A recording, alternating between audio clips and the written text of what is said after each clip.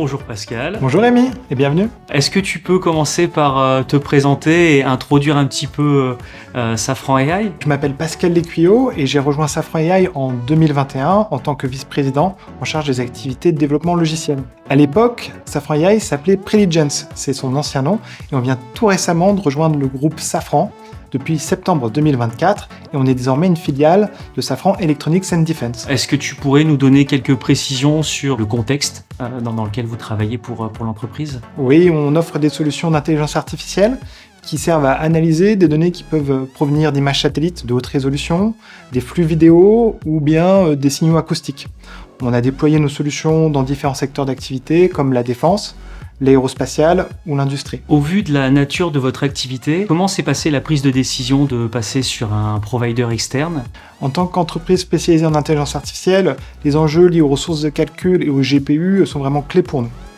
On a commencé à développer notre propre infrastructure on-premise et on a rencontré différents challenges techniques, notamment au regard des problématiques de poids ou de capacité de refroidissement de nos ressources de calcul. On est venu à la décision de faire appel à un fournisseur extérieur pour tout ce qui va concerner l'entraînement de nos algorithmes sur des données, ce qu'on appelle nous non classifiées, car pour tout ce qui va être les données de type classifié, on a un centre d'entraînement dédié, sécurisé interne à Rennes. À quel moment est venue l'idée de sélectionner OVH Cloud pour vos infrastructures ? On a réalisé des benchmarks pour évaluer les bénéfices et les coûts des différents providers de solutions bare metal et on a retenu OVH sur un critère de performance coût qui était le meilleur. Sur quel type de produit ou de solution vous vous basez actuellement pour Safran AI ? Actuellement, on est basé sur des solutions bare metal avec des GPU, des serveurs de GPU, principalement des L40S. Ok, et au-dessus de ça, vous venez utiliser différents frameworks pour pouvoir développer et entraîner peut-être des modèles ? Oui, il y a plusieurs frameworks et technologies qu'on exploite en complémentarité. On peut citer par exemple Valoai ou également des solutions comme PyTorch ou TensorFlow. Est-ce qu'il y a eu certaines contraintes à prendre en compte ou des défis technologiques à aborder ? Oui, bien sûr, comme nos solutions doivent aller en production à un niveau industriel, parfois même aujourd'hui on a des solutions qui sont en production sur des sites militaires, on a un enjeu extrêmement fort d'industrialisation et de qualité de ce qu'on va venir produire.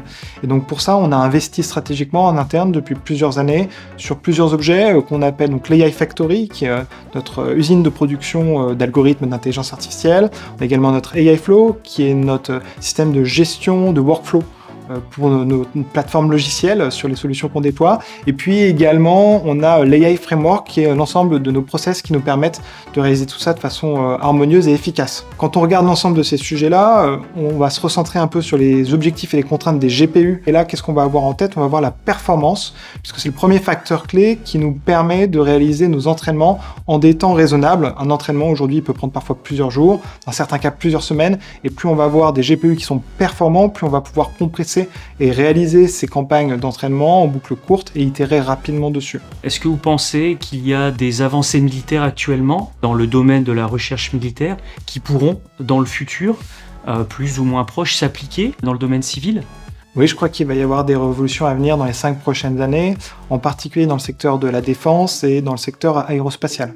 Oui. Au niveau de la défense, l'intelligence artificielle va nous permettre de gérer le tsunami de données qui arrive de l'ensemble des capteurs qui sont mis à disposition actuellement, pour pouvoir apporter ce qu'on appelle la transparence du champ de bataille. C'est une information instantanée qui permet de prendre des décisions en temps réel par rapport à ce qui se passe sur un théâtre d'opération. Et donc ça, c'est quelque chose qu'on voit nous, en gardant toujours l'humain dans la boucle de la décision, mais en lui apportant les informations de façon beaucoup plus rapide et efficace. Est-ce qu'il y a d'autres secteurs, peut-être industriels, dans le civil, qui pourraient bénéficier d'autres avancées technologiques apportées par l'IA ?